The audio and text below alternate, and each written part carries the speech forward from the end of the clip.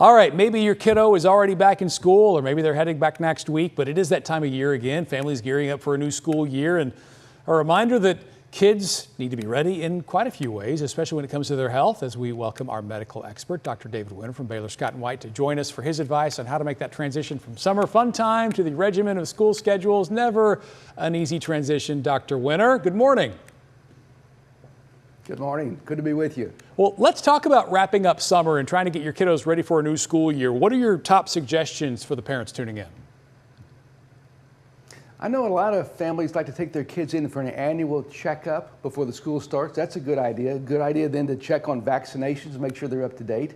But another thing is sleep habits. A lot of kids during the summer stay up later, and you want to get them back going to bed earlier so they're fresh in the morning. So if you can, start a week earlier. Put them in bed earlier, that way they'll be ready for school the next day. And then also I like to tell kids about hand washing. It's actually 20 seconds, you count to 20. If you do that, maybe you won't bring as many bugs home from the school. Well, it does seem like the school year is the time when everybody starts getting the sniffles, but on the bedtime, I can tell you right now, my kids are nowhere near their school year bedtime, so we need to get them going. But when you do have a kid who, let's say, comes home with some sniffles or a stomach ache, or maybe you need some medical advice without wanting to go into the doctor's office, what advice do you have there? Because like you said, this is the time of year when we see more of that. Yeah, it's actually said that the school settings are a breeding ground for bacteria and viruses, and we see a lot of those come back home to get the rest of the family sick. The other thing too, though, Mark, is now allergy season is going to start up, so you get allergy symptoms, you get symptoms that could be an infection. How do you tell the difference? Well, the best idea, I think, is see your family doctor if possible. That's not always easy or convenient, so there's emergency rooms, there's urgent care centers. And a thing we learned during COVID, virtual visits, where you talk to your doctor or nurse through a TV screen or computer screen or a cell phone. That's another way to get some good advice, Mark. And Baylor's got one of those right now in an app that allows you to do that online. Now, are you seeing that pretty widespread, that really most providers now are offering those virtual visits? A lot of doctors do. They make that a part of their day to set it aside.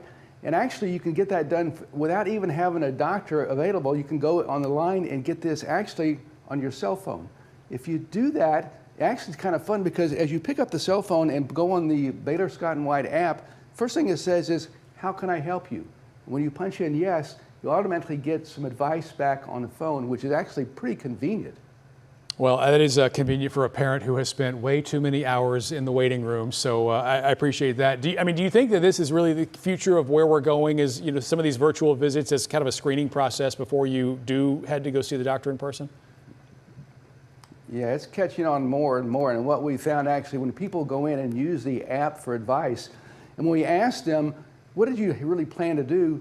Many of them say, well, I was going to go to the emergency room until I got on the app. And 3/4 of the folks don't have to go to the emergency room. So it's nice, it's free, it's available. BaylorScottandWhite.com, easy way to get free advice. All right, always nice to chat with you, Dr. Winter. And you know what? Here's to all the parents out there sending their kids back to school this week or next. Good luck.